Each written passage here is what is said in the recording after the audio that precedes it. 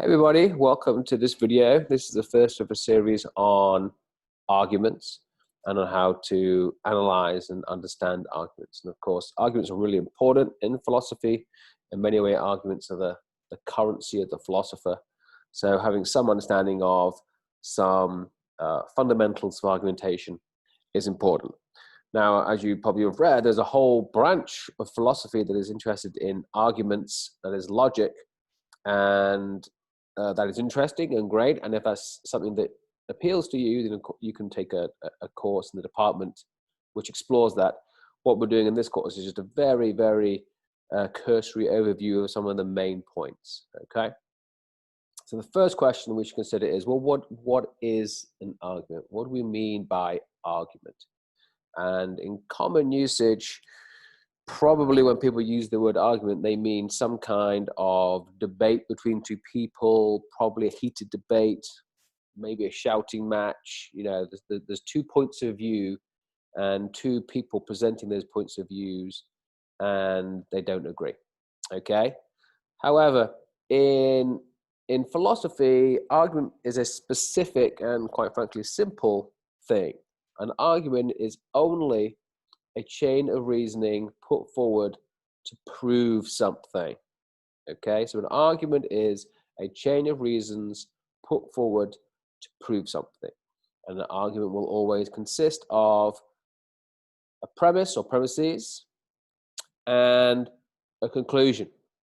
So an argument contains premises and conclusion, where the conclusion, of course, is the thing you're trying to prove, the belief you want the person you're speaking to walk away believing. And the premises are the reasons you put forward for asserting that conclusion is true.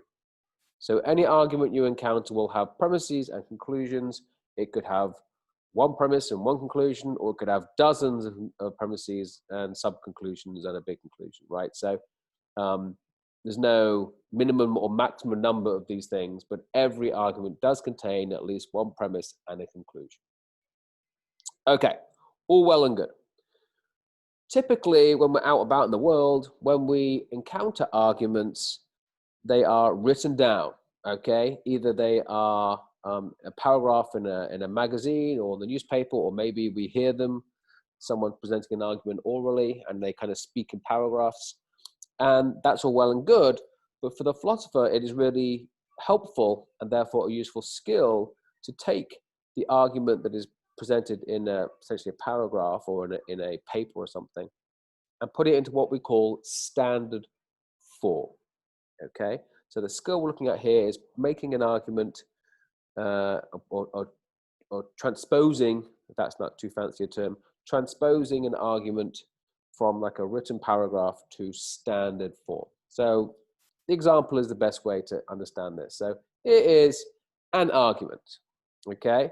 So someone might say, of course my dog dreams. Why would you think otherwise? I mean, when Fido is asleep, he runs his legs and makes howling noises. He's clearly dreaming, okay?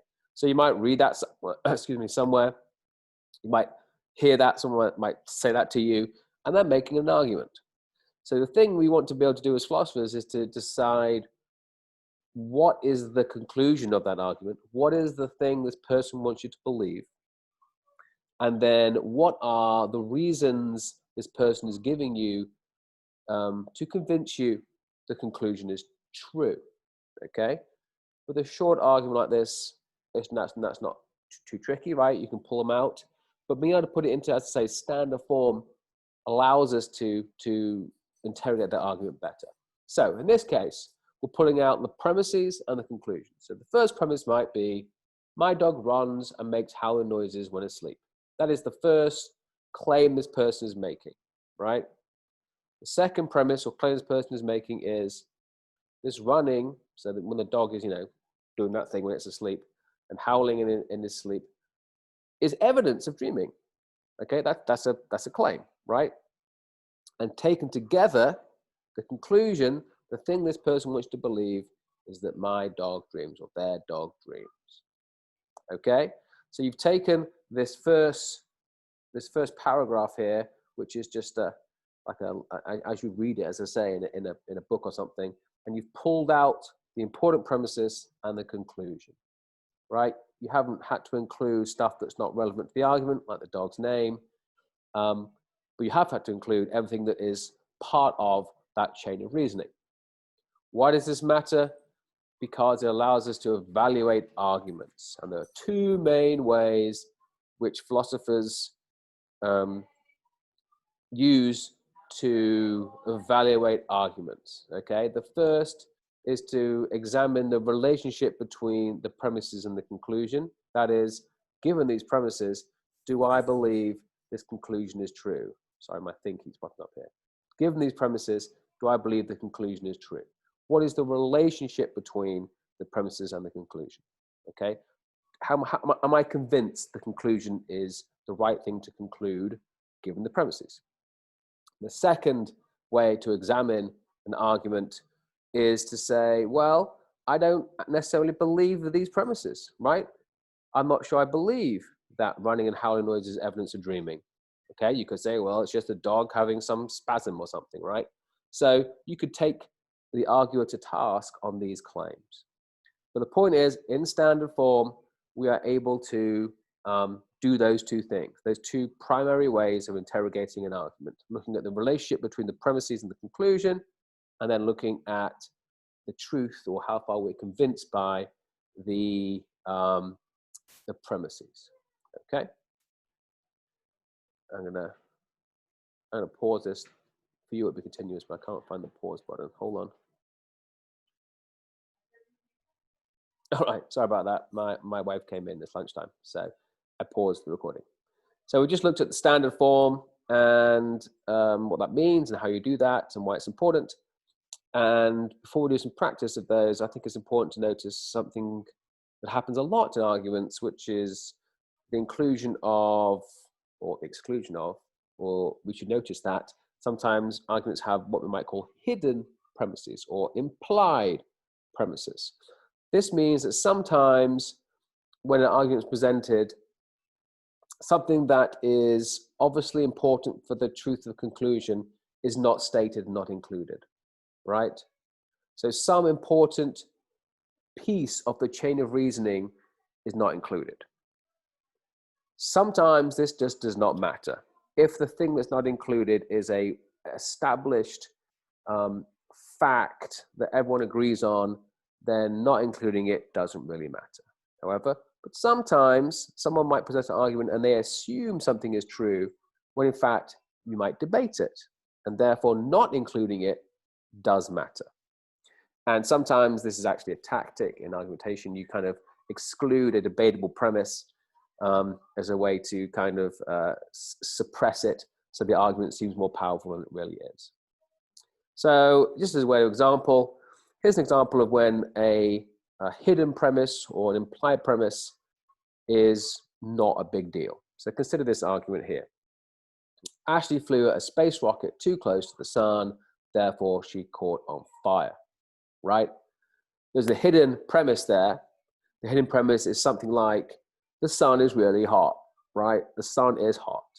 But that is such an understood fact that the fact that this person didn't include it, or I didn't include it, just doesn't matter. No one's going to quibble over the emission of the claim that the sun is hot, because to deny that is peculiar, right? However, another example when it might matter is this argument. Premise one, Sam stole a bag of candy. Premise two, or excuse me, let me start again. Premise one, Sam stole a bag of candy, therefore Sam is a bad person. What might the hidden premise be there? I'm sure you can get to it. Yeah, something like stealing makes you a bad person, right? That is the assumption that is built into this first argument, but it's not stated. So we might want to pull it out and actually write it out as part of our standard form, because we might well debate the claim that stealing makes you a bad person. We might conclude it does, but I don't think it's so true without debate that it's okay to exclude it. Okay, so let's look at some practice questions. So the following questions the following are 3 arguments just written out.